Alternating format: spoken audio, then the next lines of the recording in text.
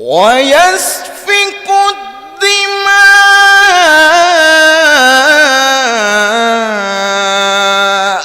ونحن نسبح بحمدك ونقدس لك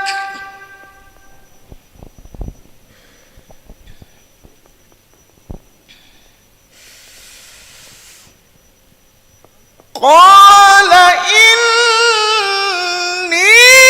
أعلم ما لا تعلمون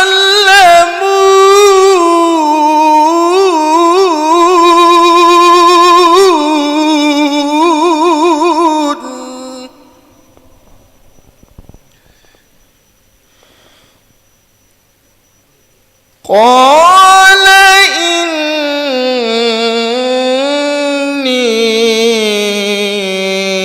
أعلم ما لا تعلمون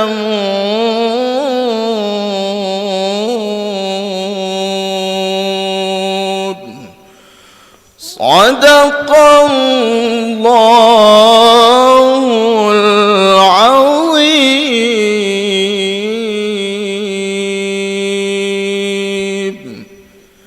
Assalamualaikum warahmatullahi wabarakatuh.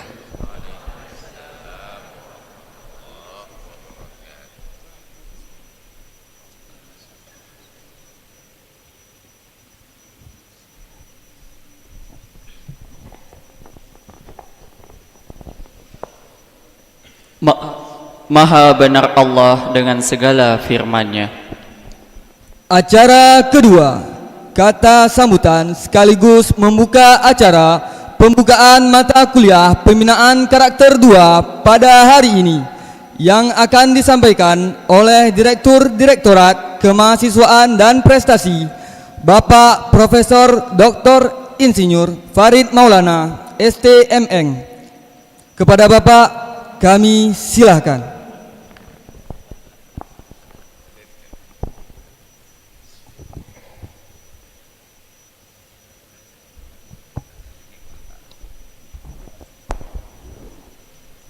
Bismillahirrahmanirrahim. Assalamualaikum warahmatullahi wabarakatuh. Alhamdulillahirabbil alamin wassalatu wassalamu ala asrafil anbiya wal mursalin wa ala alihi washabbihi ajmain, amma ba'd.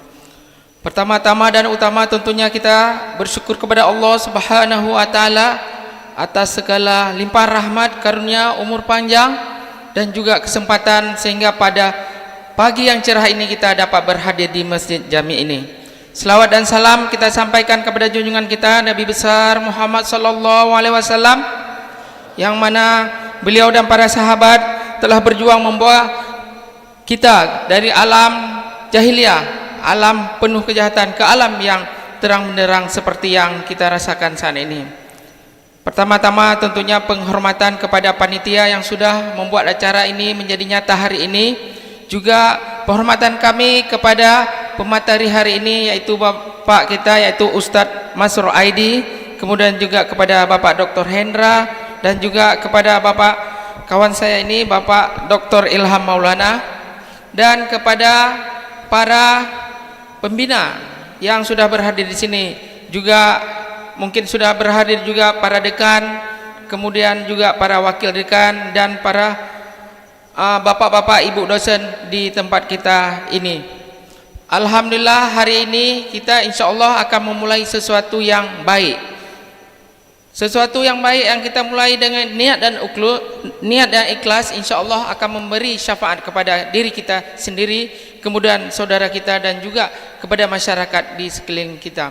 Sebagaimana undangan yang sudah disampaikan kepada adik-adik hari ini, kita hari ini akan memulai yaitu pembukaan mata kuliah pembinaan karakter 2. Mudah-mudahan ini menjadi awal yang baik bagi adik-adik untuk menuntut ilmu di fakultas-fakultas yang ada di Universitas Syauqala, sehingga adik-adik menjadi apa? Menjadi mahasiswa Universitas Syauqala yang berkarakter, beriman dan prestasi tapi dengan penuh kemuliaan. Karena kalau kita peroleh prestasi enggak dengan kemuliaan, dengan cara-cara yang curang juga tidak bagus. Kemudian juga permohonan maaf dari Bapak Rektor Universitas Shah Kuala, yaitu Bapak Dr. Insinyur Marwan, yang seyogyanya hari ini beliau akan membuka acara ini, namun beliau masih di luar kota. Kemudian juga Bapak Warek bidang kemahasiswaan dan kewirausahaan juga masih di luar kota, sehingga insyaallah hari ini akan saya buka. Mudah-mudahan pembukaan ini menjadi awal yang baik.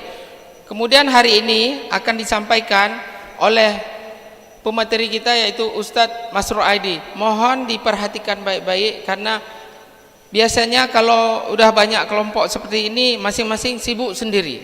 Ini tidak kami harapkan. Kita sebagai mahasiswa, khususnya mahasiswa USK, harus punya karakter yang bagus. Salah satunya apa disampaikan oleh guru-guru kita di sini harus diperhatikan dengan sebaik-baiknya. Kan di dalam kelas misalnya, dalam kelas dengan masa yang sedikit, paling kan 20, 30, 40. Kalau dosen lagi menerangkan, tiba-tiba kita sibuk dengan HP sendiri. Itu kalau dalam kelas out semua ya kan. Tapi kalau dalam sini mungkin nggak terlalu diperhatikan. Ya artinya berlindung di balik punggung kawannya, baca HP. Jadi mohon HP di nonaktifkan semuanya. Ya, dinonaktifkan semuanya, jangan sibuk dengan HP. Karena ini kita undang-undang Ustadz Masrur Aidi. Nanti yang nampak Ustadz akan melihat ini bagaimana ini. Awalnya aja udah nggak bagus dalam penerimaan awalnya. Mudah-mudahan ini bisa diperhatikan, nanti perlu diperhatikan betul-betul sesuai dengan tema, yaitu membentuk mahasiswa USK. Nah, kalau biasanya kan USK biar keren dikit. Kalau pergi ke Malaysia jadi kita nggak biasa. Di mana kuliah USK? Hanya itu pegop. Nah, kalau USK kan orang berpikir juga, karena di Malaysia nama-nama kan sebutnya apa? Kuliah di mana? Di UM, di USM, UITM, UKM, UPM. Ah, jadi biasakan sebut. Kan nggak ada salahnya. Walaupun nanti kalau ditanya, "Je bahasa Inggeris?" Je bacut-bacut. Nggak ada masalah. Jadi kita coba ya. Dulu namanya apa? Unsyah. Dipikirnya ini apa? Universitas Syiah. Makanya salah satu kenapa diubah dari Unsyah menjadi USK supaya mudah penyebutan. Namun demikian sampai hari ini setelah beberapa tahun masih belum terbiasa. Itu gampang tuh. Allah bisa karena biasa. Makanya semuanya karakter ini juga harus dibiasakan. Yang termasuk karakter apa aja? Salah satunya disiplin, kemudian tepat waktu. Itu nggak boleh, nggak bisa dalam sehari dua hari, seminggu dua minggu dibentuk, tapi harus pembiasaan. Makanya sekarang, alhamdulillah hari ini tepat waktu nggak? Tepat waktu. Memang harus tepat waktu. Itu harus dibiasakan. Alhamdulillah saya baru 2 minggu menjadi Direktorat Kemahasiswaan dan Prestasi. Sebelumnya saya adalah Wakil Dekan Kemahasiswaan, Alumni dan Kemiritaan di Fakultas Teknik. Nah, ini coba kita biasakan. Coba kita biasakan kalau di bawah saya semua pembukaan yang mengundang saya hanya memberi waktu 15 menit telat. Lebih daripada itu saya tidak mau, saya akan pulang. Dan itu saya udah izin dengan Pak Warek 3. Jadi kalau nggak percaya coba aja. Undang saya lebih dari 30 menit tanpa ada pemberitahuan, tanpa ada apa kendala, saya akan meninggalkan tempat. Untuk apa gitu? Seperti itu kita buat supaya membiasakan. Itulah salah satunya karakter tepat waktu. Karena dengan karakter tepat waktu, karakter yang lain bisa dibuat. Disiplin, kemudian kerjasama macam-macam. Nah, inilah mudah-mudahan nanti akan disampaikan oleh Ustadz Masrur Aidi dengan sebaik-baiknya. Ya, tentunya mengacu juga kepada yang mana di sini kan semuanya Islam, mengacu kepada Al-Quran dan hadis-hadis nanti. Jadi ini memang karakter yang harus dipunyai oleh kita umat manusia yang beragama Islam. Supaya apa? Supaya nanti kalian selama menjadi mahasiswa belajar itu, dan setelah menjadi alumni, insya Allah kalian menjadi alumni Universitas Sekolah yang mempunyai karakter apa? Yang berakhlakul karimah, insya Allah. Mungkin ini saja yang dapat saya sampaikan. Baiklah, dengan ini acara mata kuliah pembinaan karakter 2 saya nyatakan dibuka. Bismillahirrahmanirrahim. Lebih dan kurang mohon dimaafkan. Wabillahi taufiq wal hidayah. Wassalamualaikum warahmatullahi wabarakatuh.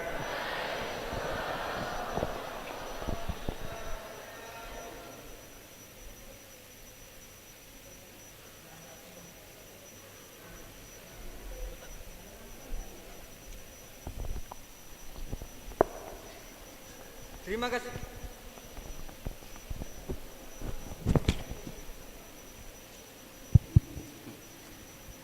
Terima kasih kepada Bapak atas kata sambutan dan sekaligus telah membuka acara ini. Acara ketiga, penyematan tanda secara simbolis kepada peserta dan tenter kepada nama yang dipanggil harap maju ke depan. Kepada Saudara Mitra Syahuri, Saudari Marwa Humaira, Saudara Syatir Alpi, dan Saudari Alia Ika Romantis. Dan diharapkan kepada Bapak Direktur Direktorat Kemahasiswaan dan Prestasi, Bapak Profesor Dr. Insinyur Farid Maulana STMN, dan diharapkan juga kepada Ustadz Dr. Hendra Kurniawan MSc SP Spesialis Paru dan Konsultan. Kemudian diharapkan juga kepada Dr. Ernat Ilham Maulana selaku Wakil Ketua BKM Masjid Jami Universitas Syah Kuala.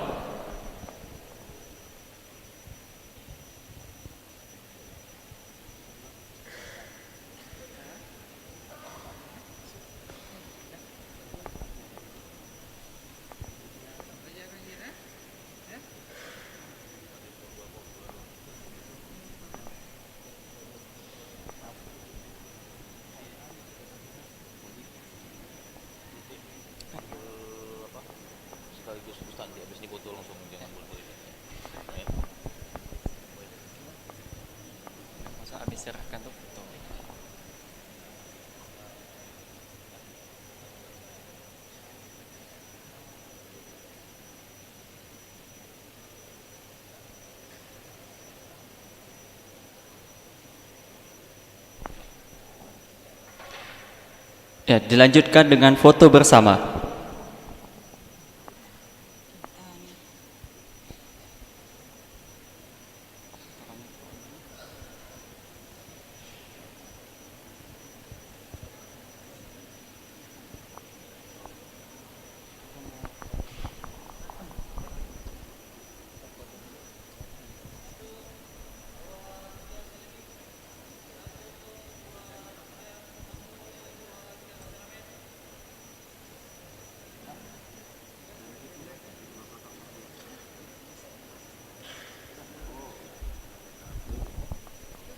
Ya, baik, terima kasih kami ucapkan kepada Ustadz Dr. Hendra dan Bapak Profesor Dr. Insinyur Farid Maulana dan Bapak Dr. Ernat Ilham Maulana SSI.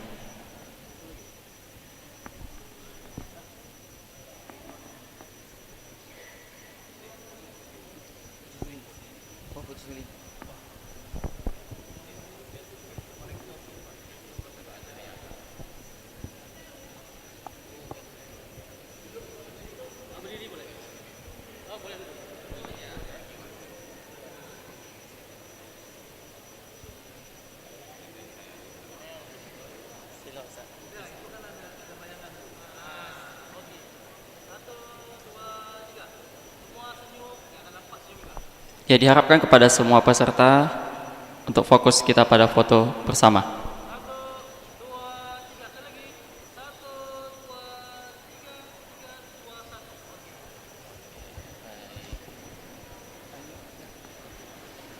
Acara keempat, acara inti, mari kita simak bersama dan kita catat serta kita amalkan di kehidupan, yaitu penyampaian materi yang disampaikan oleh Ustadz Masrul Aidi LCMA yang merupakan pimpinan Dayah Babul Maghfirah dengan tema Membentuk Mahasiswa Universitas Syah Kuala Berkarakter Berprestasi, dan dipandu oleh moderator Bapak Anla Fed Hardi, SSI MSI. Kepada pemateri dan moderator, kami silahkan.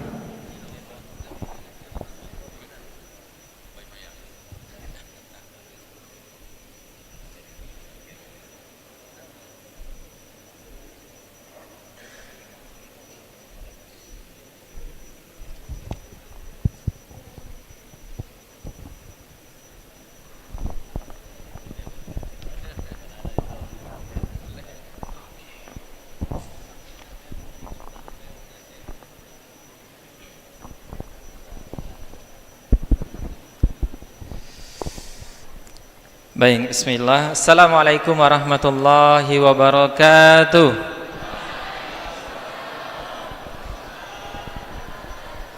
Masya Allah, suaranya masih terdengar sekitar 100 orang Ustaz. Padahal yang hadir ini 1000 kurang kayaknya. Coba kita ulangi sekali lagi. Assalamualaikum warahmatullahi wabarakatuh.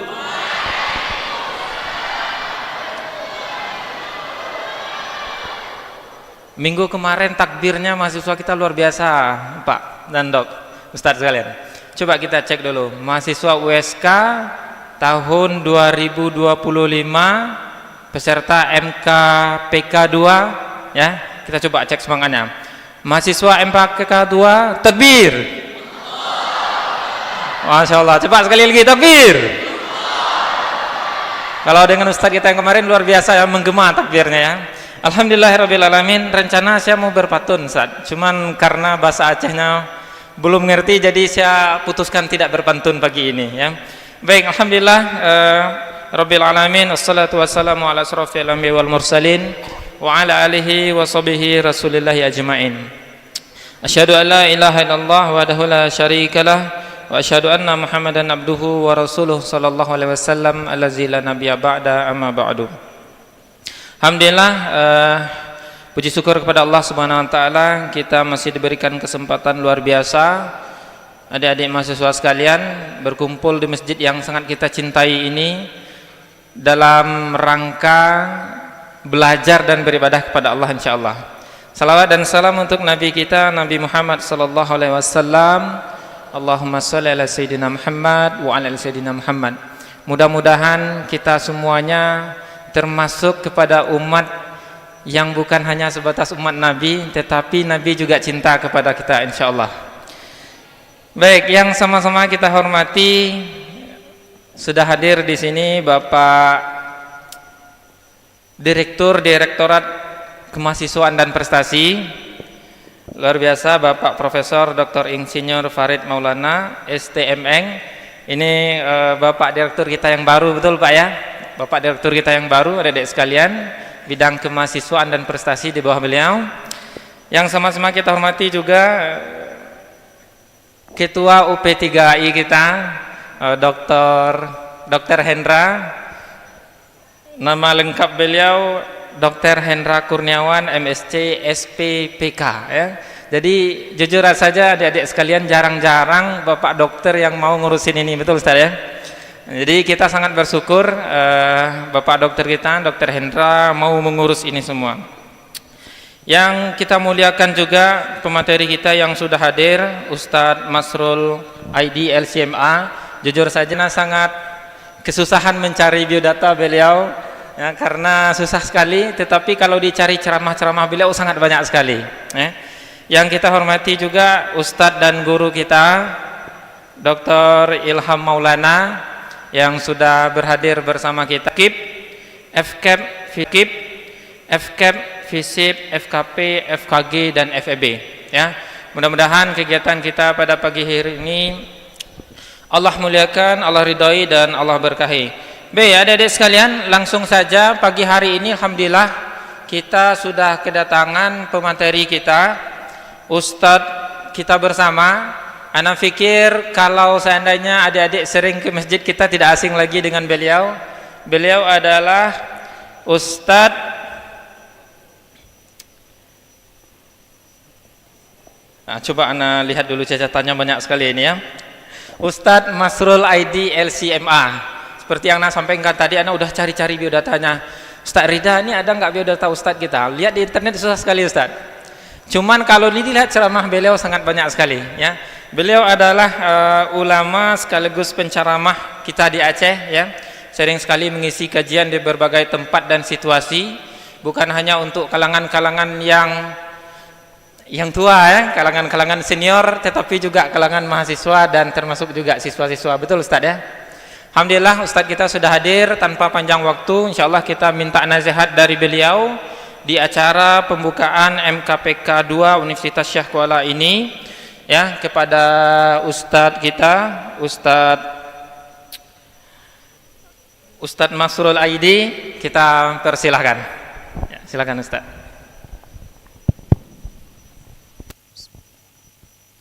Assalamualaikum warahmatullahi wabarakatuh.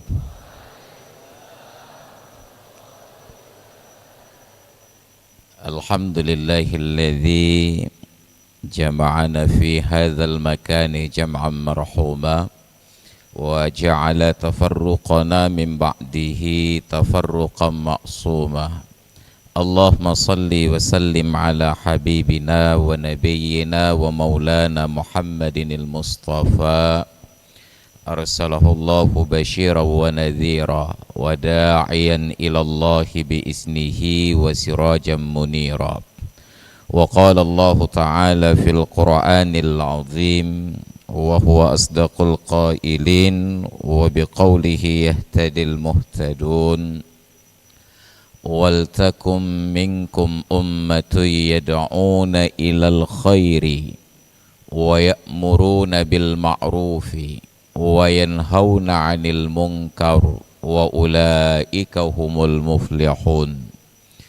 وَالْقَائِلُ فِي آيَةٍ أُخْرَى وَقُلِ اعْمَلُوا فَسَيَرَى اللَّهُ عَمَلَكُمْ وَرَسُولُهُ وَالْمُؤْمِنُونَ.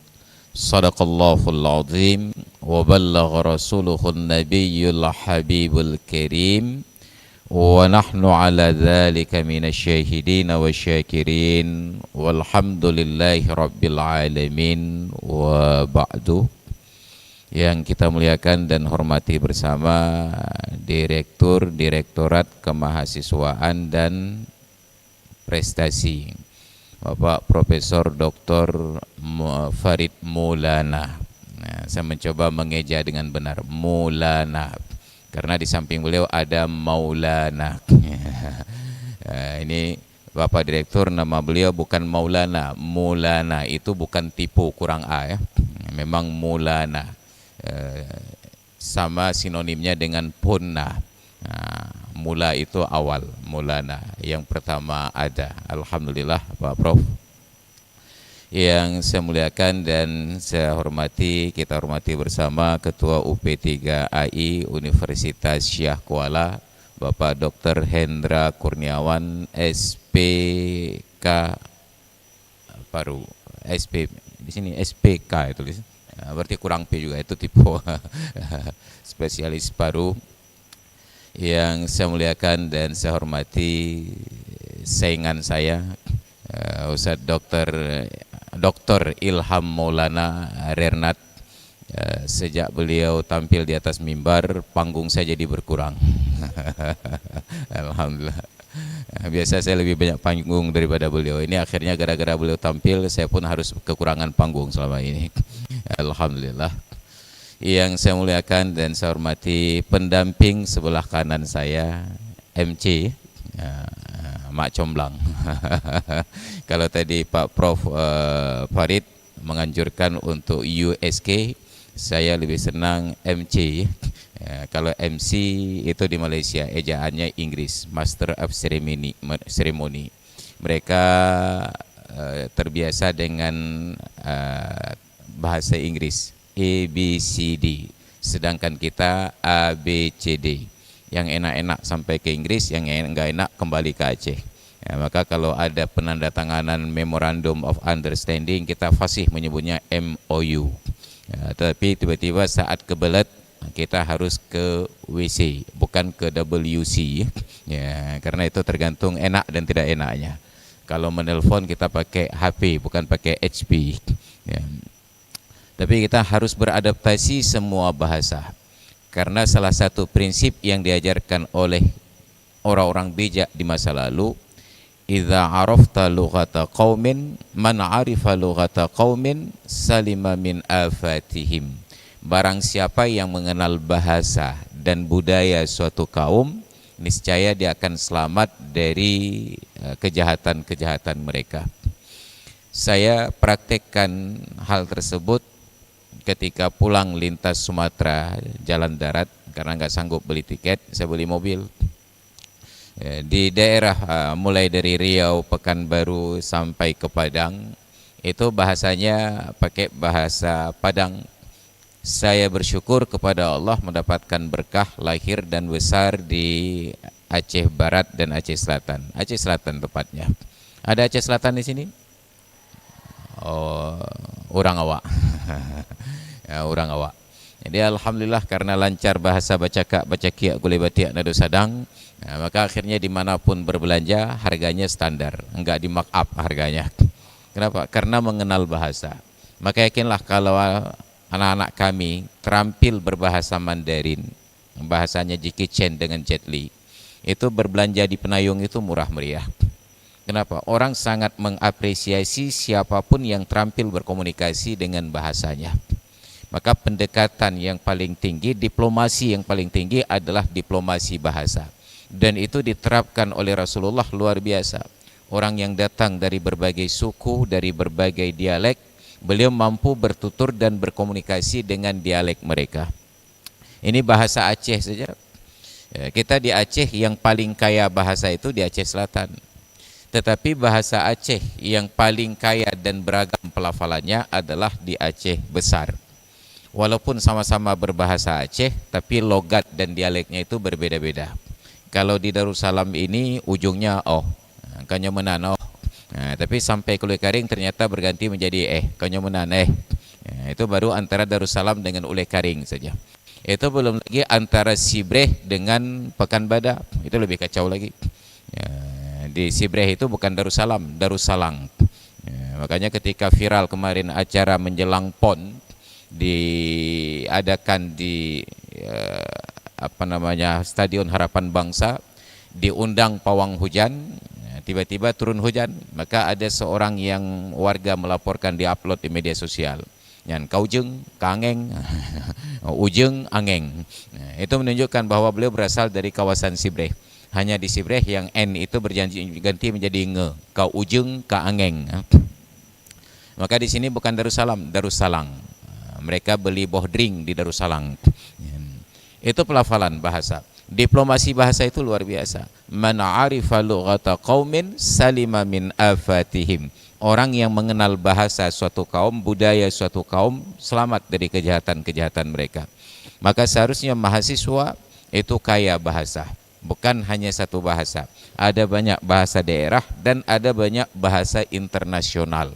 Nah, hari ini kalau dulu kita berbangga-bangga dengan bahasa Inggris, sekarang orientasinya sudah mulai berbangga-bangga dengan bahasa Cina. Bahkan keuntungan pun sudah tidak lagi disebut dengan kata untung, melainkan sudah dengan menggunakan kata cuan. Maka orang-orang yang mengerti, mereka melihat prospek kemana arah kemajuan tersebut, kemana angin arah bertiup. Jadi orang yang cerdas ketika menebang kayu, dia akan tebang kayu ke arah di mana dia condong, untuk tidak melawan gravitasi. Maka saya sangat kagum dari semua kepala daerah yang terpilih di Aceh di tahun ini. Ada kepala daerah yang terampil berbicara dengan bahasa Mandarin. Itu dari Aceh Barat. Ada Tengku Tarmizi SP, sarjana pertanian, beliau juga alumni dari USK, Universitas Syah Kuala. Alhamdulillah, itu sebuah kebanggaan bagi kita. Kepala daerah kita mampu untuk berkomunikasi dengan bahasa asing. Sedangkan kita dengan bahasa sendiri saja menjadi masalah. Itu juga menjadi salah satu pembinaan karakter. Karena di dunia ini tidak ada bangsa yang hebat yang melupakan akar budayanya. India terlepas disebut sebagai negeri Prindavan, tapi mereka sudah sampai ke bulan. Mereka punya teknologi sendiri. Orang India sangat bangga dengan budaya Indianya. Yang laki-lakinya tetap pakai baju India, yang perempuannya tetap pakai sari. Maka orang Indonesia pun ada yang merasa bangga laki-laki menjadi lebih islami dengan pakaian India. Itu kawan-kawan dari Jamaah Tabligh, itu bajunya baju Hindustan. Yang perempuan pakai sari. Ini salah satu bentuk. Maka karena mereka punya akar budaya yang kuat, mereka maju. Orang Cina bangga dengan budayanya. Mereka sudah turun-temurun beberapa generasi tinggal di Aceh, tapi sampai hari ini anak-anak mereka yang kecil diajarkan bahasa Cina. Merompok anak Cina apa pekah? Cincua. Dari kecil kami udah begitu dulu. Mereka bangga dengan budayanya dan mereka bangga dengan bajunya. Maka sekarang baju Cina tersebut dianggap sebagai baju Islami. Maka baju Islami di Indonesia, di Aceh disebut dengan baju koko. Koko itu yang paling banyak di Penayung. Yang laki-laki koko, yang perempuan cici. Mereka bangga dengan budayanya. Maka mereka menjadi bangsa yang hebat di dunia. Inggris bangga dengan budayanya. Sedangkan di Indonesia, kita semua tidak bangga dengan budayanya. Orang Indonesia tidak bangga dengan budaya Indonesia. Jadi merasa menjadi Indonesia itu memalukan. Orang Aceh tidak bangga dengan nilai keacehannya, merasa menjadi Aceh itu memalukan. Maka ada dua suku yang merasa bangga di Indonesia ini. Yang pertama suku Jawa, ada tiga. Yang kedua suku Padang, yang ketiga suku Batak. Minang, Minang sukunya, Padang itu daerahnya, suku Minang. Maka Minang itu kemana-mana dibawa simbol, Jawa itu kemana-mana bawa simbol, Batak itu kemana-mana bawa simbol. Tapi orang Aceh, di Aceh saja kita kehilangan simbol. Ini sebuah persoalan tentang karakter. Orang yang tidak bangga dengan budayanya tidak akan pernah menjadi orang hebat. Kenapa? Karena akarnya tidak kuat. Ketika diterpa angin, dia tumbang. Maka bangun akarnya yang kuat dulu. Saat akar kita kuat, kita bangga dengan identitas kedaerahan. Apa yang terjadi? Saat secara pribadi kita tidak mampu menahan serangan, maka unsur kedaerahan tersebut akan muncul. Kebanggaan yang kita bawa tentang daerah itu akan bangkit. Maka saya akhir-akhir ini sering mempromosikan diri sebagai wali kota Cot Keeng. Saya promosikan Cot Keeng itu. Ketika dulu orang malu menyebutkan diri dari Cot Keeng. Kenapa? Ini tabiat kita. Kita hanya menumpang pada sesuatu yang sudah berhasil. Tahun 93 saya pulang ke Aceh dengan orang tua. Tinggal di Ulekaring. Enggak ada orang Ulekaring yang bangga menyatakan diri tinggal di Ulekaring. Kita tanya, tinggal di mana? Di Doi. Tinggal di mana? Di Cirih. Tinggal di mana? Tinggal di Lam Ujung. Tinggal di mana? Tinggal di Pango. Tidak ada yang menyebutkan Ulekaring. Mereka malu menyebutkan diri Ulekaring. Karena Ulekaring saat itu sangat kumuh dan sangat jorok. Tapi ketika hari ini Ulekaring maju, bahkan yang di Lam Ujung pun menyebutkan dirinya Ulekaring. Cot Keeng, tidak ada yang bangga menyebutkan dirinya Cot Keeng. Karena semua yang ada di Cot Keeng itu seolah-olah menjadi aib. Karena daerah basis pemberontakan, tempat GAM dulunya. Pesantren saya itu tempat pertama kali dikibarkan bendera GAM saat upacara milad GAM tahun 99. Tapi saya mencoba mengangkat pamor Cot Keeng, Cot Keeng, Cot Keeng. Maka demikian pula di lingkungan orang-orang yang kuliah, kita berbangga dengan kebesaran kampus. Itu yang tadi disampaikan oleh MC kita. Kita bangga dengan kebesaran kampus. Tapi pertanyaannya, apakah kampus bangga punya kita sebagai mahasiswanya? Maka kehebatan tertinggi kita bukan saat kita mengakui, tetapi saat kita diakui. Allah Ta'ala menciptakan makhluk. Semua makhluk itu adalah hambanya. Tapi yang diakui oleh Allah sebagai hambanya hanya Nabi kita Muhammad sallallahu alaihi wasallam. Subhanalladzi asra bi'abdihi. Maka saya lihatlah dalam sebuah tayangan film. Saya ini walaupun ustadz alirannya sufi, suka film. Ada sebuah film judulnya Bodyguard. Pemerannya itu Kevin Costner dengan Whitney Houston.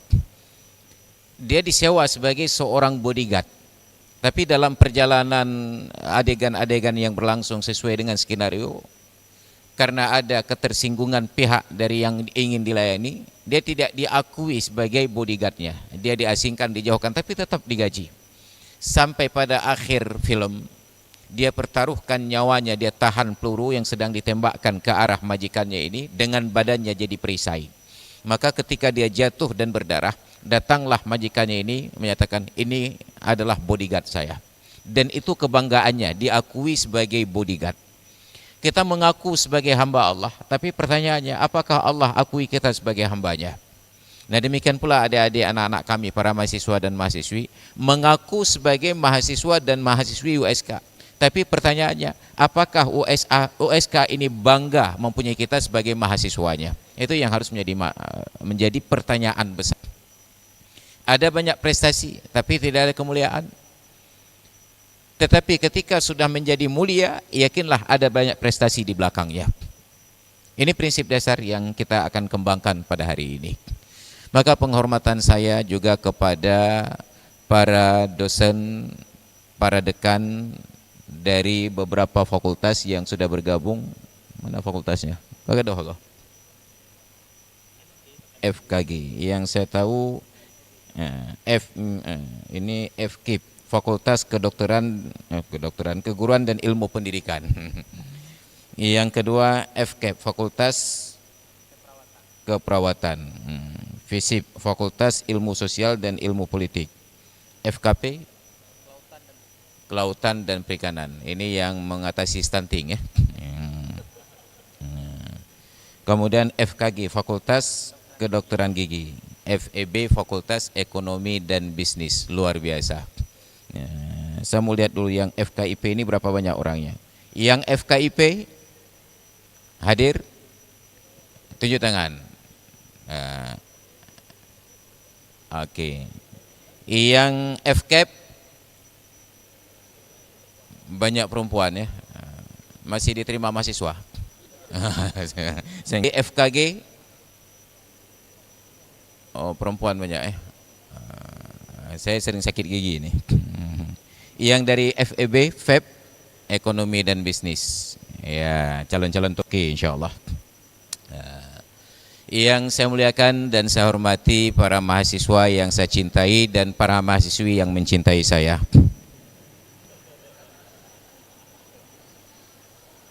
Ada yang salah? Jangan GR dulu. Saya sudah kawin. Baru 1 istri. Insyaallah. Yang berminat boleh daftar lewat Ustadz Ilham Maulana. Insyaallah. Yang berani menyampaikan tidak berani melakukan. Hanapu yo. Baik adik-adik, anak-anak kami para mahasiswa dan mahasiswi. Jiwa saya menginginkan memanggil para mahasiswa itu dengan adik-adik supaya terlihat lebih mudah. Tapi realitasnya mengharuskan saya memanggil anak-anak karena anak saya yang sulung sudah tamat SMA. Seharusnya sudah kuliah. Seharusnya sudah selesai kuliah kalau saya kawin lebih cepat lagi. Dan seharusnya sudah punya cucu kalau anak saya tertangkap oleh KUA. Tapi alhamdulillah selamat tidak tertangkap. Dijaga dengan baik dan dijaga dengan amanah. Maka mudah-mudahan anak-anak kami yang kuliah dari tempat yang jauh datang ke Banda Aceh, orang tua kalian menyekolahkan kalian kemari bukan berharap dapat cucu dan tidak pula berharap dapat menantu. Mereka berharap kalian pulang membawa ilmu. Maka kalau ilmu yang kalian bawa pulang, insya Allah orang tua kalian akan mendapatkan menantu yang berkelas. Dan yakinlah orang tua kalian akan lebih dahulu punya cucu daripada punya menantu. Itu lebih berbahaya lagi. Maka ini yang harus kita jaga dengan baik semangatnya. Orang tua tersebut sudah berkorban supaya kalian bisa kuliah. Tidak mudah untuk mengantarkan anak masuk kuliah ke jenjang pendidikan. Keberatan kami sebagai orang tua saat sudah menjadi orang tua adalah anak baru mulai kuliah kami sudah pensiun. Maka untuk membiayai anak-anak yang kuliah itu tidak mudah dan tidak murah. Itu mulai bebannya sejak anak masuk SD. Kalau kami yang laki-laki kawinnya telat, saat ada pertemuan wali murid kami akan digugat. Ini yang diundang ayahnya bukan kakeknya.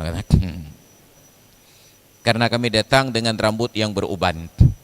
Maka adalah kebanggaan ketika mengantarkan anak kuliah usia masih muda. Lebih bangga lagi ketika mendampingi anak-anak saat wisuda kami masih gagah. Masih bisa berjalan tegak. Tapi bayangkan perjuangan orang tua di kampung itu tidak mudah. Karena di Sumatera rata-rata orang tua kita itu pekerjaannya ada 3, antara angkatan darat, angkatan udara dengan angkatan laut.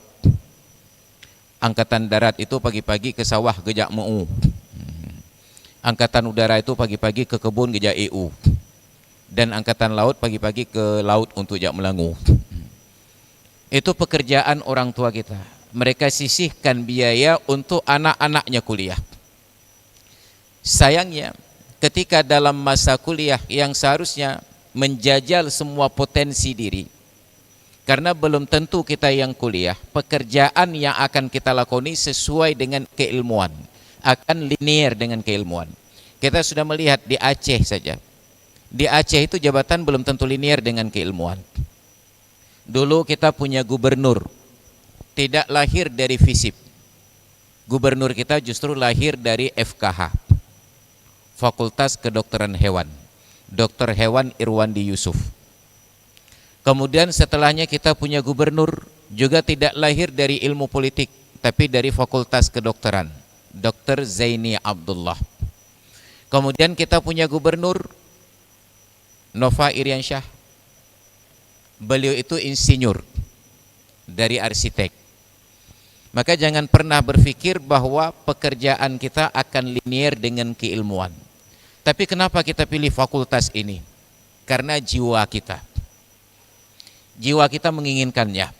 Maka orang yang menuntut ilmu sesuai dengan kejiwaannya, sesuai dengan bakat dan minatnya, dia akan mencintai ilmu tersebut. Dia ingin datang lebih cepat karena ada kerinduan. Itu seperti rindunya anak muda yang kasmaran di malam Ahad. Belum tiba jadwalnya, sudah berada, sudah siap-siap. Tapi itu bukan pengajaran, itu kesilapan. Maka tadi kita dipromosi dari awal, diingatkan oleh Bapak Direktur, oleh Bapak Farid Maulana, bahwa salah satu karakter yang ingin kita bangun itu adalah karakter tepat waktu. Orang kalau sudah tepat waktu, itu sudah menjamin segala-galanya, karena komitmennya itu sangat tinggi. Pernah naik pesawat? Yang belum pernah naik pesawat coba tunjuk tangan. Itu di Belang Padang ada pesawat. Ada satu lagi pesawat tempur di Simpang Anak Galung ya. Saya pertama naik pesawat tahun 2001. Sudah 6 tahun tamat SMA. Kenapa? Karena ikut tes beasiswa lewat ke Mesir. Alhamdulillah. Dikasih tiket naik pesawat. Sombongnya luar biasa. Itu pertama naik pesawat seumur hidup. Pertanyaan paling mendasar, kenapa pramugari itu nggak pernah telat? Kenapa pilot itu nggak pernah telat? Selalu saja mereka tepat waktu. Ternyata salah satu rahasianya, mereka menyetel waktu lebih cepat daripada yang sepatutnya. Selalu ada waktu tambahan, waktu ekstra. Maka saya belajar dari mereka, jam tangan saya selalu lebih cepat 5 menit daripada waktu yang sepatutnya. Tapi HP saya selalu diupdate. Maka ketika sudah telat 5 menit terlihat HP, alhamdulillah masih tepat waktu. Bahkan telat 5 menit masih tepat waktu. Tapi sayangnya kita hidup di Aceh yang punya filosofi, telat setengah jam masih dianggap tepat waktu. Ini di Aceh. Maka kalau tadi kata Pak Farid Maulana, telat 15 menit saya akan pulang dengan alasan apapun, itu telat 15 menit di Aceh masih lebih cepat daripada keterlambatan yang sepatutnya. Bayangkan kita masih lebih cepat daripada keterlambatan yang sepatutnya. Seharusnya karakter tentang tepat waktu itu sudah dibangun saat kita menjadi seorang muslim. Kenapa? Karena salat kita itu sangat-sangat tepat waktu. Tapi sayangnya pemahaman tentang kosakata tidak berjalan dengan baik. Tepat waktu tidak mampu kita bedakan dengan di awal waktu. Maka saya sering sekali menggugat dan mengkritik, kenapa orang yang sholat duhur jam 3 dianggap telat? Apa makna telat?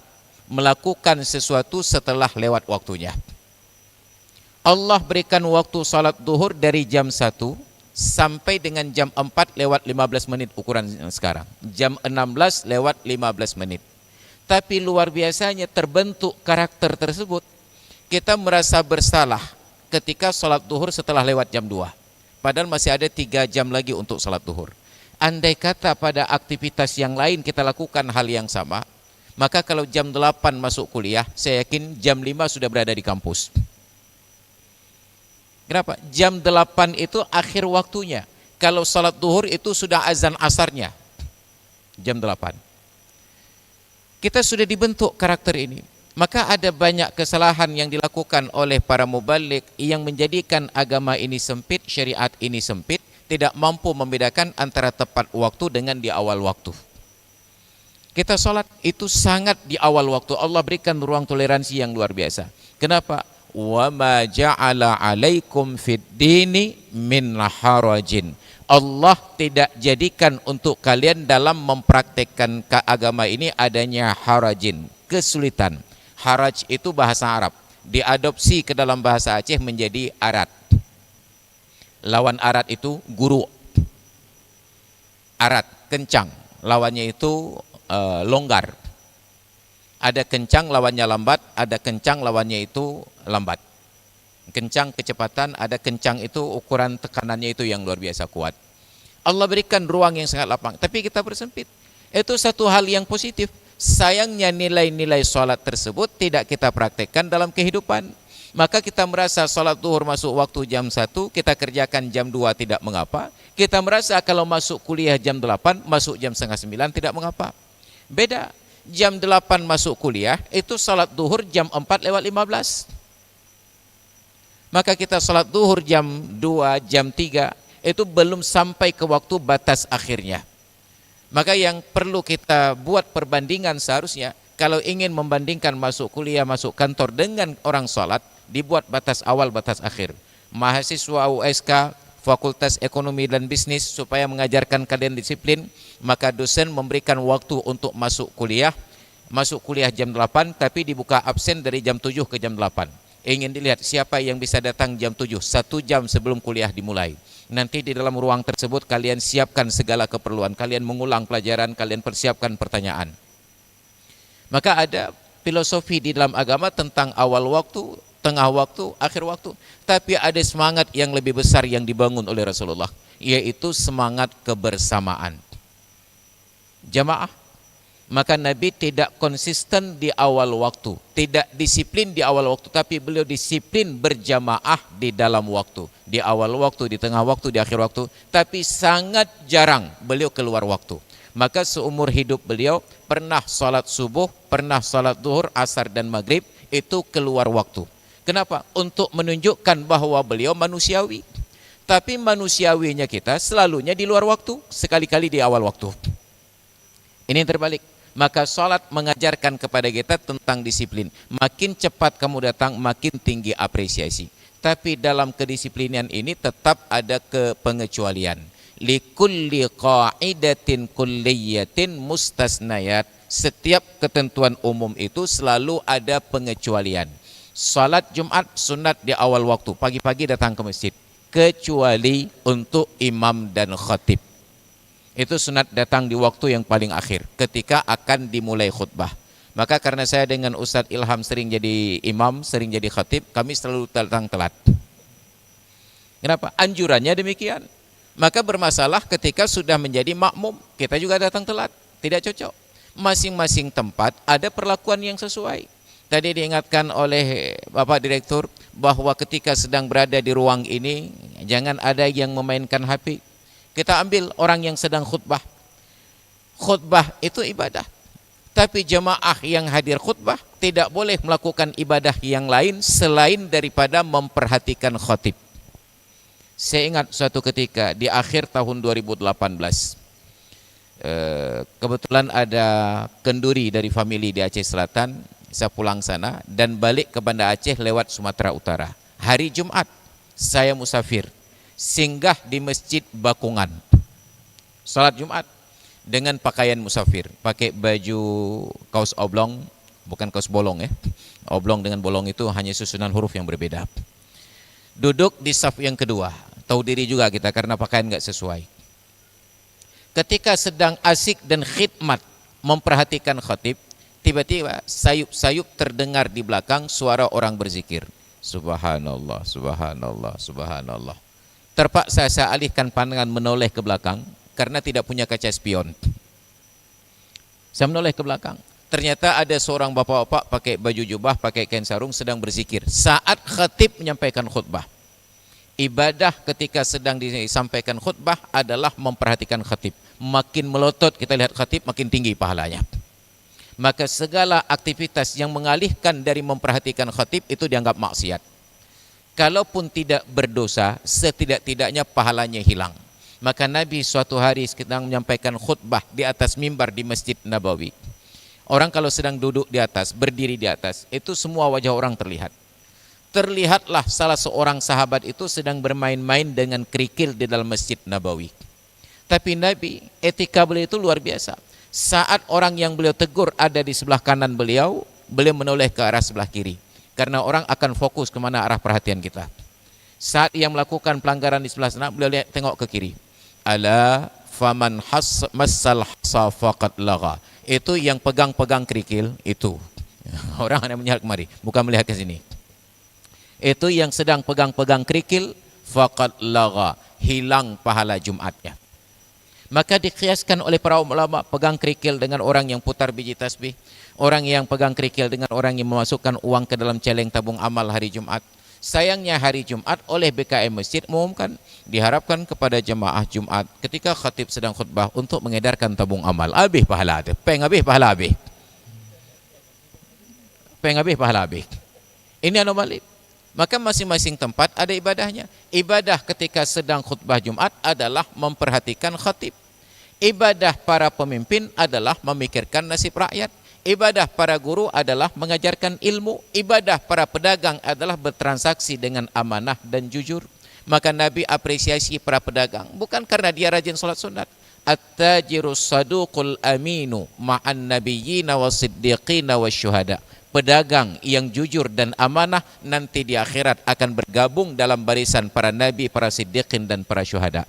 Apa yang dia apresiasi? Bukan salat sunatnya, tapi karena dia sangat profesional di bidang perdagangan. Dia jaga barang kualitasnya dengan baik, layanannya dengan baik.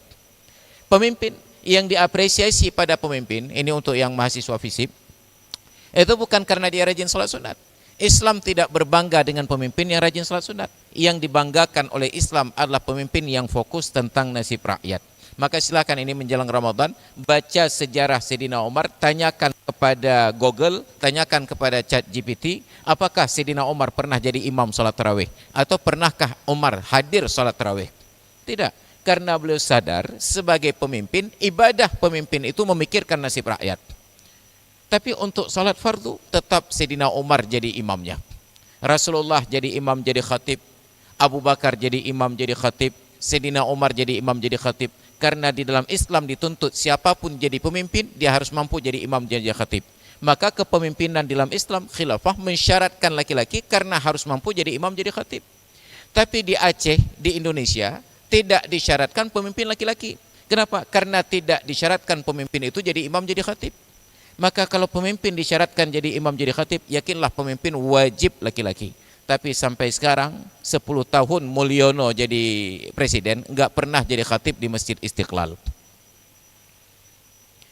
Di Aceh gubernurnya laki-laki, tapi tidak pernah gubernur ini tampil menjadi imam, jadi khatib Jumat. Wali Nanggro tidak pernah tampil jadi pemimpin, jadi imam, jadi khatib Jumat. Di Banda Aceh tidak pernah ada pemimpin yang laki-laki tampil sebagai khatib Jumat. Hanya di Cerkeeng wali kotanya jadi imam, jadi khatib. Wali kota Cerkeeng yang sedang berbicara. Ya, soalan harus ada embung bacun.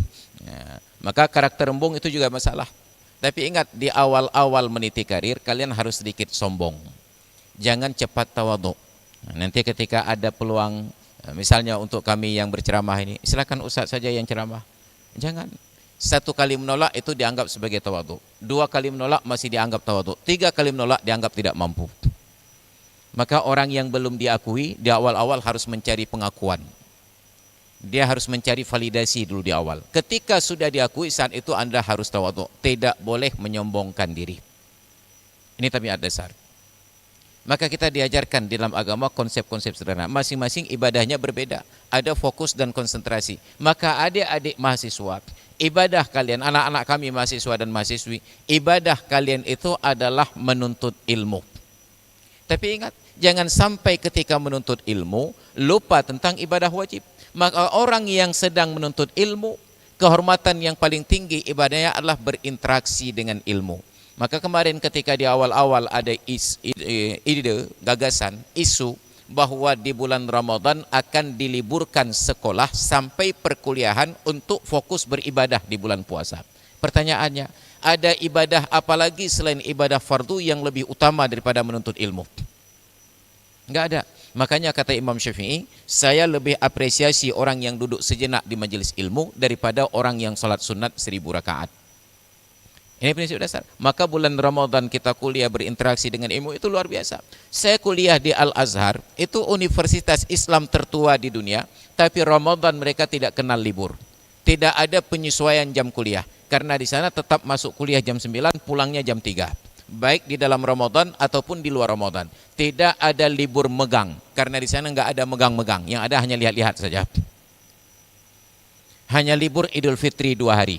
Kenapa? Tidak ada mudik. Yang ada mudik hanya di Indonesia saja.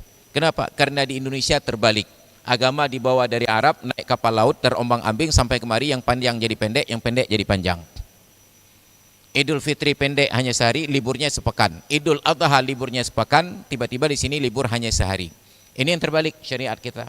Ada sesuatu yang tidak sesuai dengan norma. Maka saat anak-anak kami sedang berstatus sebagai mahasiswa, yang dibanggakan pada mahasiswa itu adalah bagaimana tentang Tridharma perguruan tinggi ya, tentang pengabdiannya, tentang penelitiannya, pendidikan, penelitian dan pengabdiannya. 3 perkara, pendidikan, penelitian dan pengabdian. Maka keseharian kalian enggak masalah duduk nongkrong di warung kopi, tapi nongkrong di warung kopi itu harus masuk dalam ruang pendidikan, ruang penelitian dan ruang pengabdian. Tunjukkan bahwa kalian itu mahasiswa. Maka sesuai dengan kapasitas ilmu. Saya ketika menonton film melihat bagaimana ada seorang yang dalam lakonnya sebagai dokter. Dia tidak harus buka jam praktek dulu untuk menjadi seorang dokter. Ketika ada orang dalam kasus tersebut dalam film, dalam lakonnya sedang kondisi darurat, dia datang untuk memberikan pertolongan. Kenapa? Ada unsur pengabdiannya. Maka kami yang di pesantren karena mengkaji ilmu, ada unsur pengabdian. Bulan Ramadan kami pulang kampung, di bulan Ramadan tersebut kami susun jadwal, di mana akan berceramah, di mana akan jadi muazin, di mana akan jadi imam. Ini ada pengabdian. Maka mahasiswa FISIP, mahasiswa FEBI, mahasiswa dari FKEP, mahasiswa dari FKG, tentu masing-masing akan beda pengabdian. Maka ada kapasitas. Kalaupun kalian belum paham bagaimana menyampaikan dengan baik, setidak-tidaknya ada pengalaman yang dapat kita berbagi. Mahasiswa Fakultas Kedokteran Gigi bisa menyampaikan dalam duduk-duduk diskusi. Ini kalau kita minum, sebenarnya lebih sehat minum pakai gelas daripada minum pakai pipet. Kenapa? Karena pipet tersebut menyebabkan bibir kita mengerucut ke depan. Tidak normal. Dan yang kedua, itu airnya tidak menyentuh bibir, dia langsung ke gigi ataupun ke lidah. Maka lebih sehat minumnya langsung. Diajarkan hal-hal yang sederhana. Yang kedua, ada mahasiswa yang punya keterampilan di bidang FISIP tentang ilmu sosial dan ilmu politik. Dan sambil duduk dia berdiskusi tentang ilmu sosial dan ilmu politik. Ada mahasiswa dari FEB, Fakultas Ekonomi dan Bisnis, dia duduk berdiskusi. Diskusinya itu mendatangkan ilmu. Jangan sampai kita yang mahasiswa duduknya pun bagian mupat, menggosip, membicarakan orang lain. Saya bahagian dari komunitas orang Aceh yang juga kulturnya, circle-nya itu juga di warung kopi. Tapi ketika saya duduk di warung kopi yang kelas rendahan, hanya tempat nongkrongnya sopir labi-labi dengan kernet mobil Hercules, saya tahu mereka ini bicaranya bicara ngawur. Apa yang terjadi? Saya amankan meja saya dengan menempatkan beberapa buku dan kitab di atasnya. Apa yang terjadi? Mereka yang takut buku, yang datang hanya yang ingin berdiskusi saja. Maka kehadiran kita di warung kopi menghadirkan manfaat. Terjadilah diskusi-diskusi keagamaan. Jadi, kuasai majelis-majelis masyarakat tersebut dengan keilmuan kalian. Jangan terbawa dan terpengaruh. Jadi ini konsep dasar supaya kita hadir di tengah-tengah masyarakat dengan penuh kemuliaan. Orang yang datang membawakan manfaat dengan kehormatan, tapi yang datang tidak membawa apa-apa tidak akan diterima. La marhaban bikum, tidak ada ucapan selamat datang untuk kalian. Tidak harus berbentuk uang, boleh dalam bentuk ilmu pengetahuan, boleh dalam bentuk bantuan tenaga, boleh berbentuk saran, boleh berbentuk apa saja. Yang penting orang yang datang dengan membawa manfaat kehadirannya akan selalu dinanti-nanti. Bila kalian tidak punya manfaat ilmu, persiapkan manfaat uang. Maka orang yang datang ke warung setiap kali duduk selalu bayar punya kawan-kawan, kehadirannya sangat dinanti-nanti. Kenapa? Karena tagihan sudah ada yang bayar. Maka kalau kalian tidak mampu penuhi kantong, penuhi otak. Insya Allah kehadiran kita akan disambut dengan kemuliaan. Hadirin dan hadirat sekalian yang dirahmati Allah, waktu kita sampai dengan jam 9. Saya masih ingat waktu yang sebelumnya, dari jam 8 sampai jam 10. Rupanya sudah dari jam 7 sampai dengan jam 9, Prof. Jadi insya Allah provokasi saya sampai di sini saja. Inti dari penyampaian hari ini tentang karakter. Jangan lupakan akar budaya kita. Apa makna akar budaya? Tampillah sebagaimana budaya kita membesarkan simbol-simbol tersebut. Karena di Aceh kita budayanya adalah budaya Islam, maka tampillah di tengah-tengah masyarakat dengan identitas keislaman kita. Pakaian kita harus sopan, tidak harus pakai baju koko, tidak harus pakai baju jubah, baju apa saja yang penting itu sopan di dalam norma masyarakat. Yang kedua, masyarakat kita masyarakat Islami, tampillah dalam pergaulan yang Islami. Masyarakat kita sangat alergi ketika melihat ada laki-laki dan perempuan yang bukan suami istri dan bukan mahram datang berduaan. Maka ini modal saat nanti adik-adik kami, anak-anak kami terjun saat kalian kuliah lapangan, PKL. Jangan pernah terjun ke masyarakat dengan mempraktekkan budaya yang salah yang terjadi di lingkungan kita sekarang. Jangan berboncengan laki-laki dan perempuan karena masyarakat tidak akan menghargainya. Maka tunjukkan identitas kita karena mahasiswa adalah agent of change, agen dari perubahan kembali kepada kebenaran yang baik. Yang ketiga, kita bentuk karakter untuk disiplin menjaga waktu. Maka supaya kita jangan telat, setel jam tersebut lebih cepat sesuai dengan keterlambatan kita. Kalau biasanya terlambat 15 menit, maka setel jam kalian lebih cepat 15 menit. Agar kalian sudah merasa telat 15 menit. Begitu sampai ke lokasi, alhamdulillah tepat waktu. Sesuaikan jam dengan keterlambatan kalian. Jadi jangan pas jamnya sesuai dengan waktu Indonesia Barat, tapi sesuaikan dengan keterlambatan kalian. Kalau kalian suka molor setengah jam, maka percepat jam setengah jam. Insya Allah tidak akan pernah telat. Belajar kepada pramugari. Kemudian yang keempat, jaga amanah orang tua yang sudah bersusah payah untuk menafkahi kita. Keinginan mereka saat kita selesai adalah kita diwisuda, pakai toga dan hadir di ruang tersebut. Mereka ingin ada foto itu digantung di dinding rumahnya.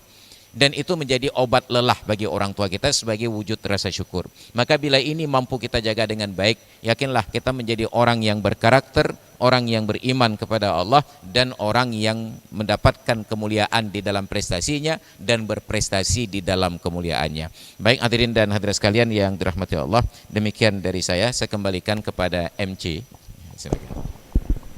Baik, terima kasih banyak kita ucapkan kepada Ustadz yang sudah menyampaikan nasihat kepada kita. Nasihat yang luar biasa sekali dan saya pikir sangat tepat sasaran sekali Ustadz. Bagi adik-adik kita mahasiswa peserta MKPK 2 ini, di mana tadi Ustadz sudah menyampaikan banyak poin sebetulnya adik-adik sekalian. Dan saya pikir adik-adik juga sudah mencatat poin-poin pentingnya. Cuman saya juga ulang sekali lagi seperti yang disampaikan Ustadz kita tadi, penting sekali kita bangga dengan budaya kita sehingga kita semangat ya Ustaz dalam mengaplikasikannya. Apalagi kita di Aceh ini diberikan privilege yang luar biasa ya. Kita dapat menganut sistem keislaman yang cukup kafah dibandingkan daerah-daerah yang lainnya. Alhamdulillah. Ustadz, kita lihat di berbagai kampus ya Ustadz di Indonesia, kami belum temukan sistem mentoring yang sama seperti di Indonesia ini. Kita sistem mentoringnya wajib diikuti oleh seluruh mahasiswa. Kita tidak temukan di kampus lain dan ini adalah sebuah kesempatan dan privilege tersendiri untuk mahasiswa yang berada di USK. Yang kedua adik-adik sekalian, sebetulnya cukup malu ya. Ada negara di luar sana tidak menganut sistem Islam tetapi disiplinnya luar biasa.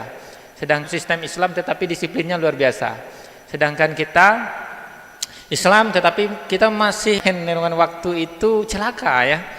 Yang ketiga adalah ini penting sekali. Anak pun juga tertrigger ya kata Ustadz tadi bahwa ibadah terbaik sebetulnya bagi mahasiswa itu adalah menuntut ilmu. Ibadah utama bagi kita adalah menuntut ilmu adik-adik sekalian ya. Dan yang ketiga, yang terakhir tadi penting sekali memaksimalkan keilmuan kita untuk memberikan manfaat untuk masyarakat. Ya. Jadi kita punya ilmu, kita punya profesi, maksimalkan ilmu kita itu untuk bermanfaat bagi masyarakat. Ya. Tidak harus menjadi penceramah, betul Ustaz ya? Tidak harus menjadi ustadz yang ceramah di mimbar. Ya, menjadi apapun adik-adik sekalian, selagi kita kerjakan itu untuk memberikan manfaat, mudah-mudahan kita diberikan tempat di masyarakat gitu saya untuk berbuat baik. Baik adik-adik sekalian, seperti amanah dari panitia, kita ada hadiah bagi yang berani bertanya dan mendapat kesempatan untuk bertanya. Berapa banyak Ustaz Rida? Ada 5 hadiah, 4 hadiah ya, 4 hadiah untuk yang berani dan mendapat kesempatan bertanya. Bertanya kepada Ustadz kita bebas, tidak dibatasi, asal jangan tanya tentang bidang masing-masing ya.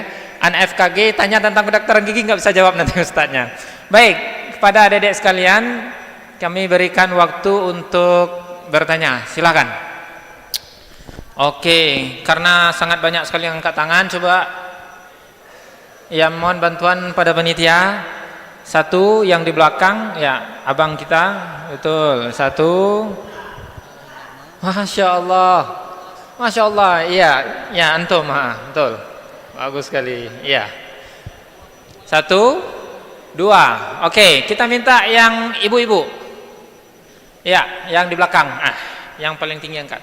Yang ketiga, satu lagi, yang keempat. Ya silakan, dapat hadiah ya. Siapa tahu hadiahnya umroh. Enggak ya, Insya Allah. Ya silakan, satu lagi. Kalau tidak ada lagi perempuan paling ujung, ya, ya betul. Silakan.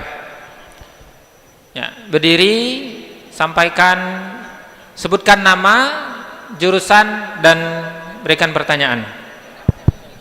Ya, assalamualaikum warahmatullahi wabarakatuh. Perkenalkan, nama saya Arif Prasetyo, berasal dari Fakultas Ekonomi dan Bisnis. Izin Ustadz, saya ingin bertanya, dari salah satu inti dari materi yang Ustadz sampaikan adalah kita harus membawa akar budaya kita supaya mendapatkan kemuliaan. Di lain sisi terdapat suatu pepatah di mana bumi dipijak, di situ langit dijunjung. Dan dari intisari ini kita dapat membedakan bahwa terdapat perbedaan budaya. Bagaimana kita menyelaraskan atau manakah yang lebih penting dari dua statement ini? Terima kasih. Oke, baik, terima kasih. Kita kumpulkan dulu Ustaz ya. Ya, silakan. Nah, yang paling kiri tadi.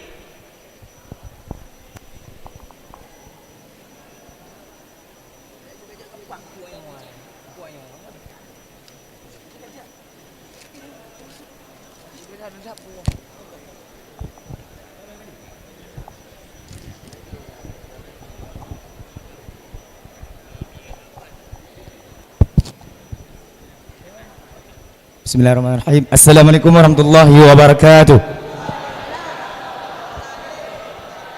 Perkenalkan, nama saya Muhammad Raja, Prodi Penjas Kesrek.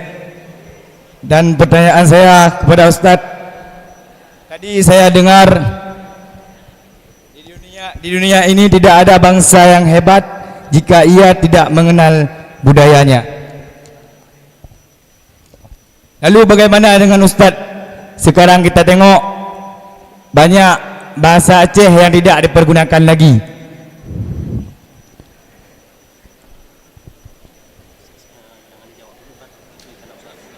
Bahasa budayanya sendiri tidak dipakai lagi di saat lagi berinteraksi dalam kehidupan sehari-hari. Seperti yang saya sampaikan.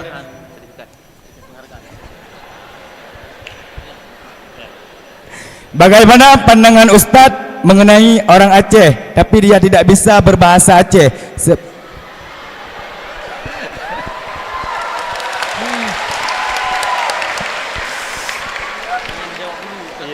Orang Jawa ketemu orang Jawa saja berbahasa Jawa, dia bangga dengan bahasanya. Mate ani mupajrak, mate adat hanapat tamita. Sekian, terima kasih.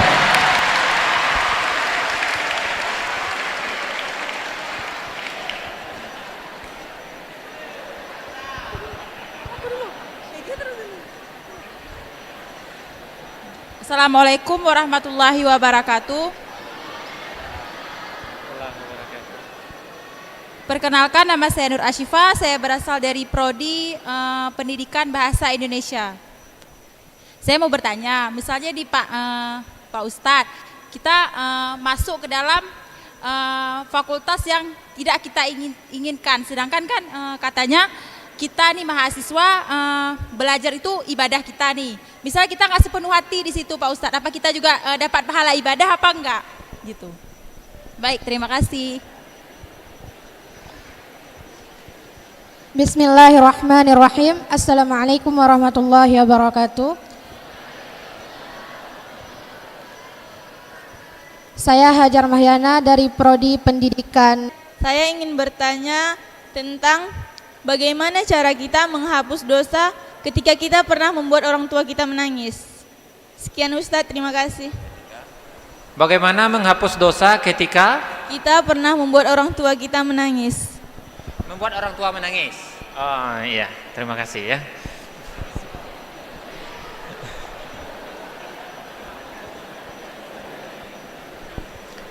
Baik, pertanyaannya luar biasa sekali Ustaz. Bahkan ini banyak yang curhat juga Ustaz ya dengan pertanyaan. Baik, adik-adik sekalian, untuk pertanyaan 5 penanya ini kita tahan terlebih dahulu. Kita masuk ke sesi penyerahan sertifikat dulu Ustaz.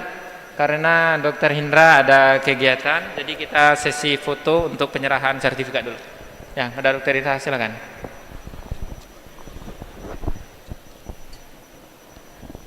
Depan ya. Depan Ustaz.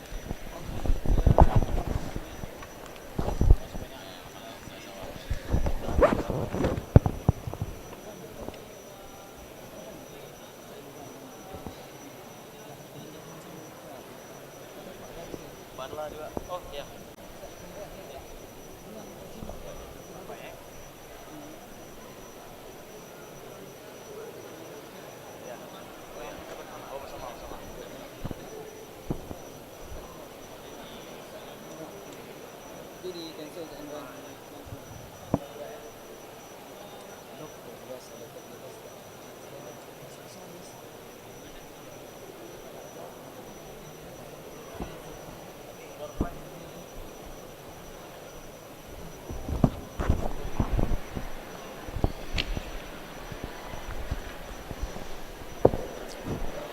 Oke, baik.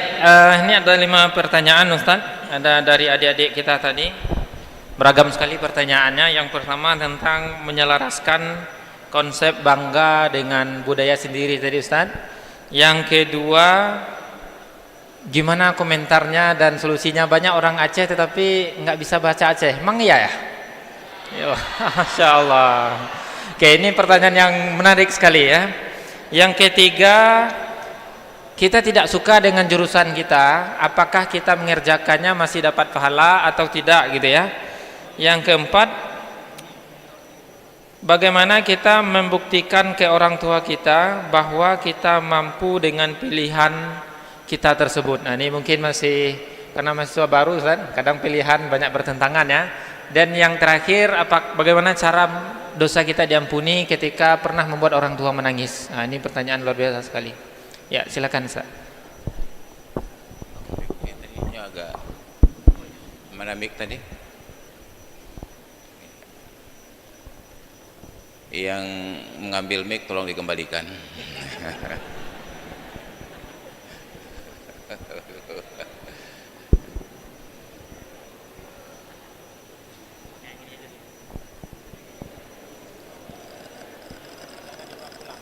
Yang mengambil mic jangan dibawa pulang ya.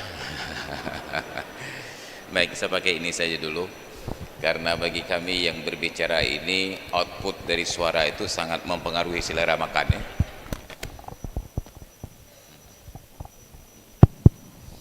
Tadi waktu pakai mic itu bicaranya kayak orang merepet. Ya, dia nadanya terus tersambung. Baik, terima kasih. Tadi yang pertama dari Alif Prasetyo ya. Menjaga, tidak ada bangsa yang hebat di dunia ini yang meninggalkan budayanya. Lalu bagaimana kita harus beradaptasi di mana bumi di mana langit dipijak, di situ langit dijunjung. Jangan memijak langit ya. Nah, jangan di mana langit dipijak, di situ bumi dijunjung. Itu terbalik orangnya. Iya. Menjaga tradisi tidak bertentangan dengan beradaptasi. Tadi narasi yang saya pilih kosakatanya, diksinya adalah tidak ada bangsa yang hebat yang melupakan tradisi. Ingat ya, bukan selalu pakai tradisi, tetapi dia melupakan tradisi. Tradisi keluar ketika momennya tepat. Tapi ketika datang ke tempat yang berbeda, dia mampu untuk beradaptasi. Nah, yang jadi masalah adalah kalau dia pakai tradisi terus-menerus di mana saja, ataupun yang kedua, dia lupakan tradisinya itu sama sekali. Makanya semua bangsa-bangsa yang hebat, mereka pegang teguh tradisi tapi mampu untuk beradaptasi. Bila tidak, maka mereka akan dimusuhi bila terlalu bersikukuh dengan tradisinya. Misalnya, mohon maaf, ada orang yang datang dari Pulau Jawa, datang dari suku Minang, datang dari suku Banjar, Bugis dan lain sebagainya, mempraktekkan hal-hal yang secara masyarakat itu sesuai dengan budaya di sana, itu akan ditentang oleh masyarakat karena merasa kemapanan dari tradisi tempat tersebut sedang diganggu dan sedang digugat. Itu namanya penjajahan tradisi. Maka sekarang ini saya sedang marah ketika di Aceh tidak ada satu orang pun tokoh Aceh, bahkan tokoh adat Aceh yang berbicara saat di Aceh yang akrab dengan tradisi bulukat kuning tiba-tiba diganti dengan tumpeng. Tumpeng budaya Jawa. Kita hargai tumpeng kalau sedang di Jawa. Tapi sampai ke Aceh semua acara pakai tumpeng, itu kurang ajar namanya. Kenapa? Tidak menghargai kearifan lokal. Kecuali dibuat dalam komunitas sesama orang Jawa. Sebagaimana orang Aceh jadi kurang ajar kalau sampai ke Jawa tetap pakai tradisi bulukat kuning. Ketika acaranya acara bersama, kecuali acara khusus orang Aceh saat berada di Pulau Jawa. Ini yang harus kita jaga. Maka beradaptasi dengan budaya tidak bertentangan dengan menjaga budaya. Yang tidak maju adalah orang yang melupakan budaya. Maka dia akan diabaikan oleh negeri asalnya. Makanya Cina, negara Cina tersebut tetap menjaga anak keturunan Cina selama matanya sipit di negara manapun mereka berada. Maka suatu saat kalau misalnya nanti di Indonesia diusir orang-orang Cina, negara Cina tetap menampung mereka. Silakan pulang, nggak ada paspor nggak apa-apa, selama mata kalian sipit dan bisa pertanggungjawabkan keturunan. Tapi di Indonesia, bahkan kita punya paspor lupa dibawa nggak diizinkan masuk. Ini negara yang paling tidak menjaga warga negaranya. Maka kita nggak bangga pakai paspor Indonesia. Kemana-mana kita bermasalah. Itu yang pertama. Tidak ada bertentangan antara adaptasi dengan menjaga budaya. Yang kedua, pertanyaan dari M. Reza tadi. Ini tentang budaya Aceh yang sudah luntur. Orang Aceh bahkan di Aceh tidak bangga bertutur dengan bahasa Aceh. Saya tinggal di Cotkeeng. Anak saya yang pertama saya ajarkan bahasa Aceh. Saya tinggal di Cotkeeng. Anak saya yang kedua perempuan sudah kelas 2 SMP saya ajarkan bahasa Aceh. Harus ribut dengan istri setiap hari karena istri ingin saya mengajarkan anak-anak bahasa Indonesia. Saya sampaikan ke istri pertama saya itu, baru satu, bahasa Indonesia tidak wajib dipelajari karena akan ada orang yang bersedia mengajarkannya. Tapi bahasa Aceh tidak akan ada yang mengajarinya. Maka terbukti yang sulung masuk SD tahun 2012, baru di TK saja, Nurul Iman di sebelah, dia sudah bisa berkomunikasi dengan bahasa Indonesia. Nomor 1. Yang nomor 2 perempuan masuk TK, FKIP di sebelah, di TK saja dia sudah bisa berbahasa Indonesia. Saya kecil masuk SD di Aceh Selatan, sampai kelas 1 SD tidak pernah mengenal bahasa Indonesia kecuali ini Budi, ini Ibu Budi, ini Bapak Budi, ini Kakak Budi, dan ini Adik Budi. Adik Budi saya sudah tahu namanya, Iwan. Kakak Budi saya tahu namanya, Wati. Tapi Bapak Budi dengan Ibu Budi sampai sekarang saya nggak tahu, sampai pengarang buku itu Ibu Rahmani Rauf sudah meninggal dunia. Masih menjadi pertanyaan, siapa nama ayah Budi dengan nama Ibu Budi. Saya tidak pandai bahasa Indonesia, tidak diajarkan sama sekali karena guru yang masuk kelas saya mengajar dengan bahasa jamu, bahasa bacakak, bacakiak, gulai batiak, nadu sedang. Tapi apa terjadi? Kelas 1 SD saya dipindahkan sekolah oleh orang tua saya yang sedang kuliah di IAIN Syarif Hidayatullah Ciputat, pindah ke Kampung Utan di belakang kampus, masuk SD Ciputat. Pertanyaannya, berapa lama waktu yang saya perlukan untuk belajar bahasa Indonesia? Kurang dari sepekan. Karena bahasa itu diucapkan, bukan dipelajari, dipraktekkan. Maka kalau mau cepat belajar bahasa Aceh, tinggal di Aceh, bergaul dengan orang-orang yang bahasa Aceh. Mau cepat belajar bahasa Gayo, tinggal di Gayo, bertutur dengan bahasa Gayo. Dan lebih cepat lagi, kawin dengan orang Gayo. Idza aradta lughata qaumin fatazawwaj bibintil balad. Kalau ingin cepat menguasai bahasa setempat, maka nikahi wanitanya. Maka itu akan ada nanti belajar bahasa yang sangat cepat dan praktis. Jadi ajarkan bahasa. Lahir anak yang ketiga, ketika nomor 1 dan nomor 2 sudah lancar bahasa Indonesia, dia ajarkan adiknya bahasa Indonesia. Lahir nomor 4, diajarkan bahasa Indonesia.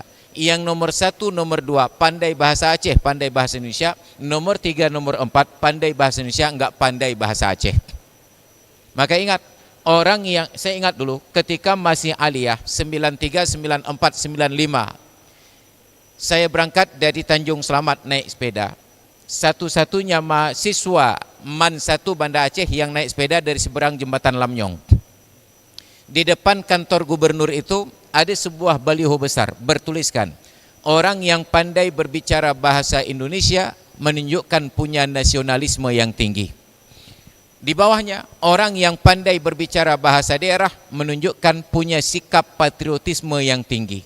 Maka kemampuan bahasa Indonesia dengan bahasa daerah harus berimbang. Karena bila terlalu tinggi nasionalisme, tidak ada patriotisme, dia cenderung untuk menjadi pengkhianat bangsa. Maka yang jual negeri ini orang yang tidak punya jiwa patriotisme. Tapi terlalu lancar bahasa daerah, nggak pandai bahasa nasional, cenderung untuk menjadi separatis. Maka jaga keseimbangan antara nasionalisme dengan patriotisme. Insya Allah kita akan menjadi orang yang hebat. Maka bahasa Aceh dijaga, bahasa Indonesia juga dijaga. Itu yang kedua. Yang ketiga, dari Cut Asfa tadi kalau tidak salah catat namanya, kita kuliah masuk fakultas yang tidak diminati. Belajar terpaksa supaya mendapatkan IPK tinggi, bukan karena cinta dan bukan karena hobi. Hobi itu bahasa Arab, cinta dalam bahasa Indonesianya. Pertanyaannya, apakah belajar tanpa ada unsur cinta ini dapat pahala juga atau tidak?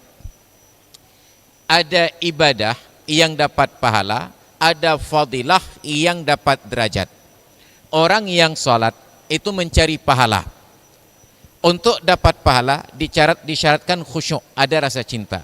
Sekhusyuk apapun kita sholat, di akhir sholat sedikit rasa sum'ah menghilangkan pahala sholat. Maka untuk mendapatkan nilai dari sholat tersebut, carilah fadilah. Apa fadilah? Salatul jama'ati afdalu min salatil fadzi bi 27 darajatan. Orang yang salat berjamaah lebih utama fadilahnya 27 derajat daripada orang yang salat sendiri. Maka salat berjamaah khusyuk tidak khusyuk, fadilah 27 sudah pasti dapat. Tapi orang yang salat sendiri 27 enggak dapat, yang pahala syukur-syukur kalau khusyuk dia dapat pahala. Maka cari fadilah.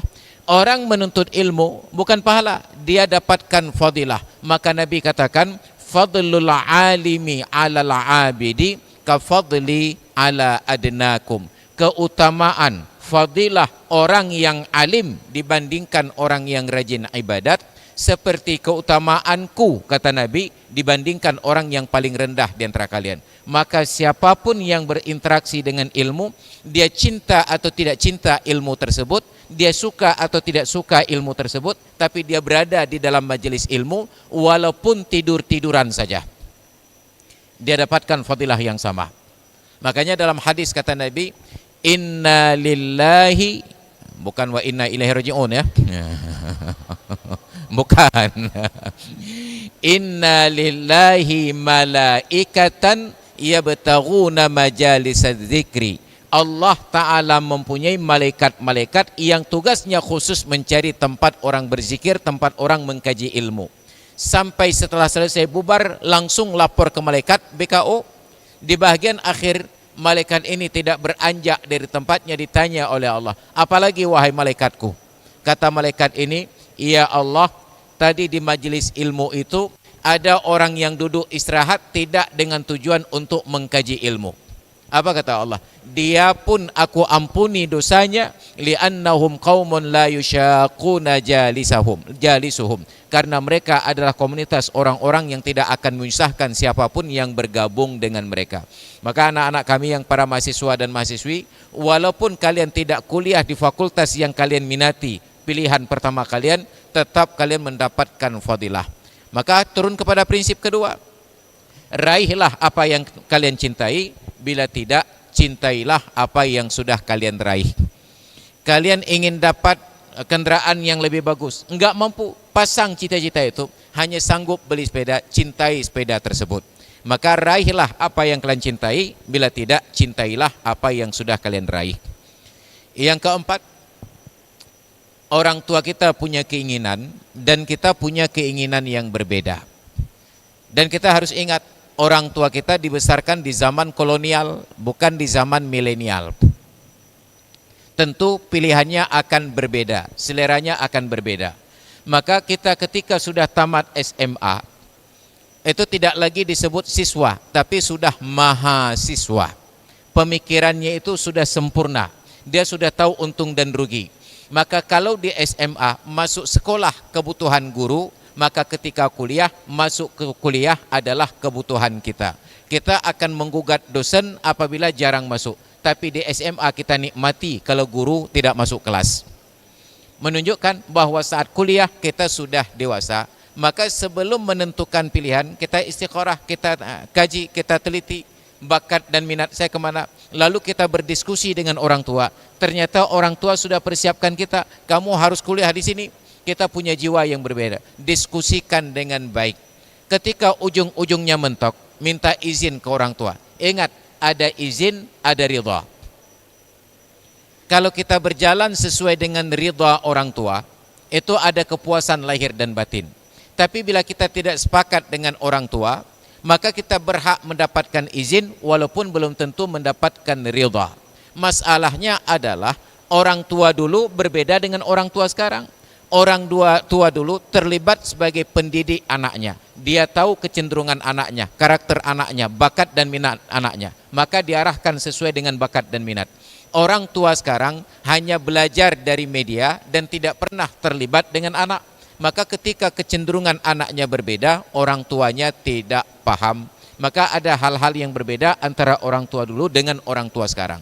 Saya berbeda dengan pilihan orang tua. Orang tua saya ingin saya kuliah, sedangkan saya ingin saya mengaji. Maka apa yang terjadi? Terjawablah pertanyaan ini. Pembuktian kepada orang tua. Bahkan setelah saya pulang dari Mesir, enggak tamat LC S1, orang tua saya menggugat, kenapa kamu tidak selesaikan kuliah? Saya tanya kepada beliau, tujuan selesai kuliah untuk apa?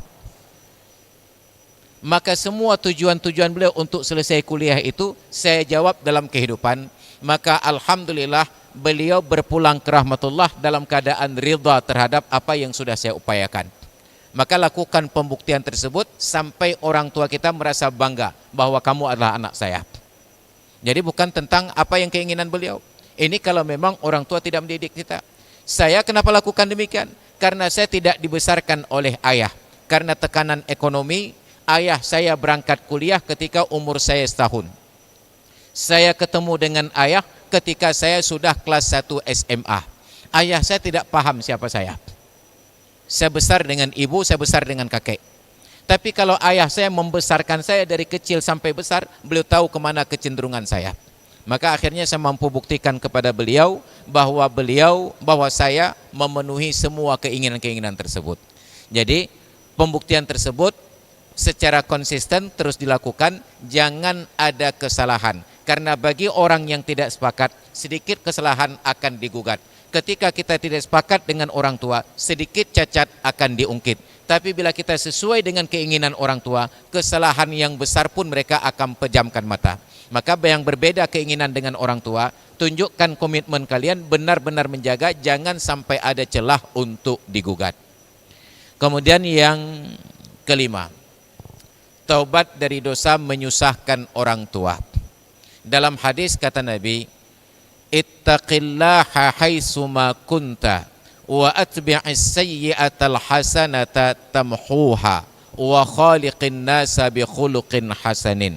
Bertakwalah kepada Allah dimanapun kalian berada. Ikutilah perbuatan yang buruk dengan perbuatan yang baik, niscaya akan menghapuskan kesalahan-kesalahannya. Dan bergaullah dengan manusia dengan akhlak yang baik.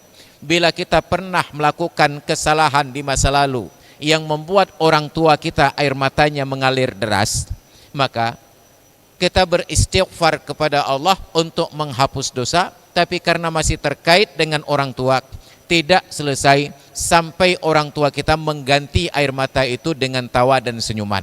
Maka buktikan kepada orang tua bahwa kita menyesal atas kesalahan di masa lalu dan mereka patut berbangga dengan siapa kita yang sekarang ini. Maka selain dari istighfar bertobat kepada Allah, kita harus melakukan perbaikan kesalahan di masa lalu, hadirkan kebanggaan di masa sekarang. Lalu baru kemudian sambil bergurau kita bercanda kepada beliau.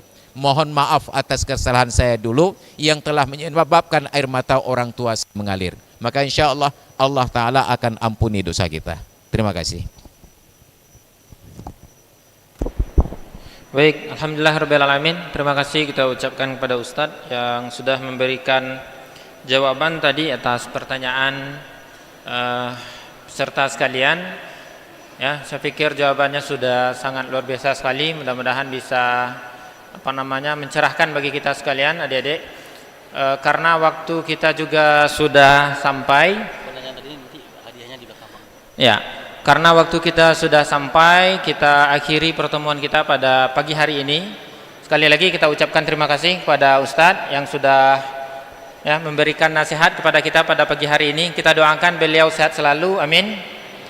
Ya, dan keluarga di rumah juga sehat-sehat selalu, amin. Terutama istri dan anak, Ustadz ya. Baik, adik-adik sekalian, untuk hadiah tadi nanti silahkan untuk yang penanya tinggal dulu di masjid menemui panitia untuk menyelesaikan hadiahnya ya. Adik-adik sekalian, kita sudah sampai di penghujung acara. Alhamdulillah untuk pembukaan MKPK 2 sudah selesai kita laksanakan. Minggu depan dan beberapa fakultas minggu ini sudah mulai MKPK-nya. Kita ikuti dengan maksimal, kita ikuti dengan serius. Ya, karena universitas tidak hanya ingin kita cerdas secara intelektual, gitu Ustaz ya. Tetapi universitas juga ingin kita cerdas secara emosional dan spiritual, ya. Karena ketiga kecerdasan itu adalah modal penting kita untuk mengarungi kehidupan insyaallah. Baik, itu saja. Kita ucapkan terima kasih banyak pada seluruh petugas. Kami mohon maaf sebagai moderator apabila ada salah kata tadi. Kita tutup dengan lafaz hamdalah, alhamdulillahirabbil alamin.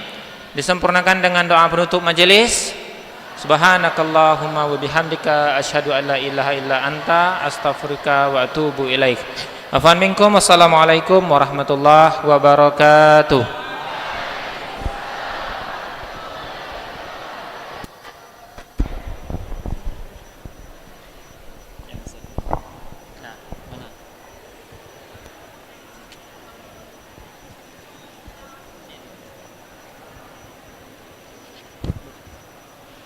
Terima kasih kepada pemateri kita yang telah memberikan ilmunya yang begitu bermanfaatnya kepada kami semua. Acara selanjutnya, pengumuman tentor terbaik mata kuliah pembinaan karakter 1. Kepada nama yang dipanggil harap maju ke depan. Nominasi mentor terbaik Ikhwan kepada Saudara Bombay Dangvia dari Fakultas Kelautan dan Perikanan. mentor terbaik akhwat kepada saudari Sofia Makhrina Boru Simbolon dari Fakultas Kedokteran Hewan. Nominasi pengurus UP3I Fakultas terbaik kepada saudara Muhammad Faris Awi, Wakil Direktur Fakultas Ekonomi dan Bisnis.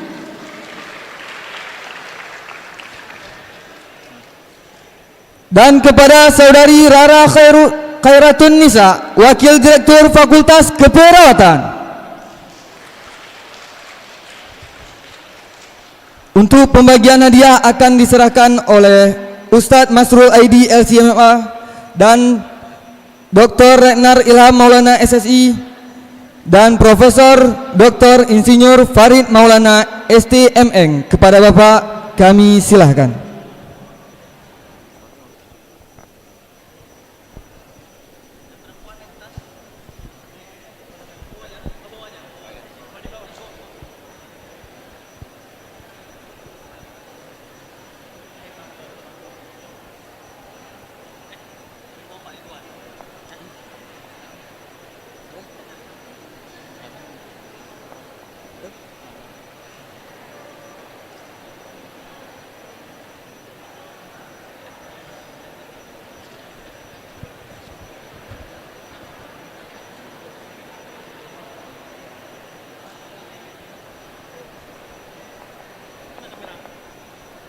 Ada doa nih. Ada doa lagi. Nah, doa nih. Ada doa tadi. Nah, berarti dipimpin oleh Ustaz Masrul. Ustaz. Sejak dia anda mana deh? Coba tanya sama Ustaz dulu. Ya. Dilanjutkan foto bersama.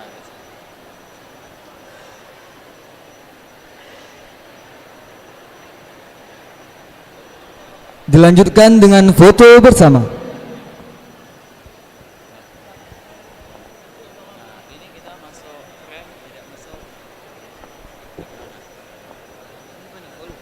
Foto dulu saya.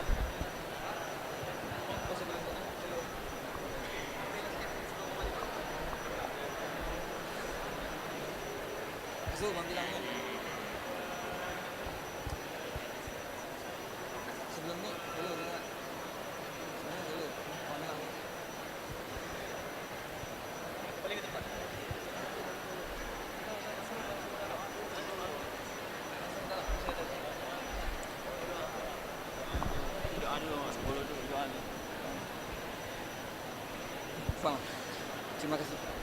Terima kasih kepada Bapak.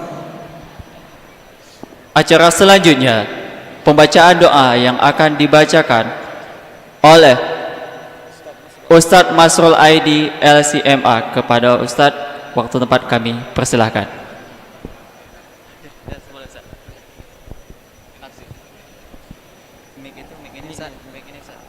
Ini lebih gemar.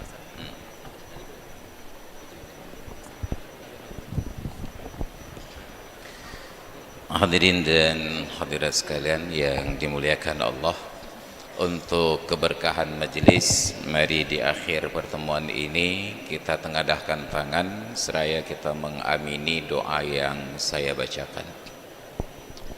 A'udzubillahi minasyaitonirrajim. Bismillahirrahmanirrahim. Alhamdulillahi rabbil alamin, hamdan yuwafi ni'amahu wa yudafi'u niqamahu wa yukafi'u mazidah. Ya Rabbana lakal hamdu kama yanbaghi li jalali wajhikal karim wa 'azimi sultanik. Allahumma salli wa sallim ala sayyidina Muhammad wa ala alihi wa sahbihi ajma'in. صلاة تنجينا بها من جميع الأهوال والآفات وتقضي لنا بها جميع الحاجات وتطهرنا بها من جميع السيئات وترفعنا بها عندك أعلى الدرجات وتبلغنا بها أقصى الغايات من جميع الخيرات في الحياة وبعد الممات. اللهم أحسن عاقبتنا في الأمور كلها وأجرنا من خزي الدنيا وعذاب الآخرة. اللهم أجرنا من النار اللهم أجرنا من النار اللهم أجرنا وآباءنا وأمهاتنا وجميع مشائخنا من النار ربنا ظلمنا أنفسنا وإن لم تغفر لنا وترحمنا لنكونن من الخاسرين ربنا اغفر لنا ذنوبنا ولوالدينا وارحمهما كما ربيانا صغارا ولجميع المؤمنين والمؤمنات والمسلمين والمسلمات الأحياء منهم والأموات إنك سميع قريب مجيب الدعوات يا قاضي الحاجات اللهم اغفر للأموات المؤمنين واجعلهم في ألحادهم مطمئنين ربنا أوزعنا أن نشكر نعمتك التي أنعمت علينا وعلى والدينا وأن نعمل صالحا ترضاه وأصلح لنا في ذرياتنا وأدخلنا برحمتك في عبادك الصالحين اللهم اجعل خير أيامنا يوم نلقاك وأنت راض عنا ولا تجعل مصيبتنا في ديننا ولا تجعل الدنيا أكبر همنا ولا مبلغ علمنا ولا تسلط علينا بذنوبنا من لا يخافك ولا يرحمنا واجعل ثأرنا على من ظلمنا وانصرنا على من عادانا واختم بالصالحات أعمالنا وتوفنا مسلمين وألحقنا بالصالحين اللهم أصلح لنا دنيانا التي فيها معاشنا وأصلح لنا آخرتنا التي إليها معادنا وأصلح لنا ديننا الذي هو عصمة أمرنا واجعل الحياة زيادة لنا في كل خير واجعل الموت راحة لنا من كل شر برحمتك يا مجيب السائلين اللهم اجعل جمعنا هذا جمعا مرحوما وتفرقنا من بعده تفرقا معصوما ولا تجعلنا ولا فينا شقيا ولا محروما اللهم ربنا آتنا في الدنيا حسنة وفي الآخرة حسنة وقنا عذاب النار وصلى الله على سيدنا محمد وعلى آله وصحبه أجمعين والحمد لله رب العالمين الفاتحة أعوذ بالله من الشيطان الرجيم بسم الله الرحمن الرحيم الحمد لله رب العالمين الرحمن الرحيم مالك يوم الدين إياك نعبد وإياك نستعين اهدنا الصراط المستقيم صراط الذين أنعمت عليهم غير المغضوب عليهم ولا الضالين آمين صلى الله وسلم على النبي سيدنا محمد وآله وصحبه أجمعين صلى الله وسلم على النبي سيدنا محمد وآله وصحبه أجمعين صلى الله وسلم على النبي سيدنا محمد وآله وصحبه أجمعين. Terima kasih. Assalamualaikum warahmatullahi wabarakatuh.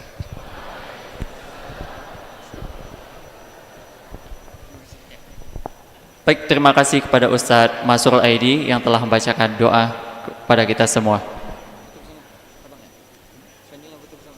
Selanjutnya akan ada sesi foto bersama dan kita akan men-tag sebuah video. Ya baik, terima kasih. Demikian rangkaian acara pembukaan mata kuliah pembinaan karakter hari ini. Saya Afdalul Jihad AZ Dan saya Ari Maulana. Kami selaku pembawa acara memohon maaf jika ada kesalahan. Wassalamualaikum warahmatullahi wabarakatuh.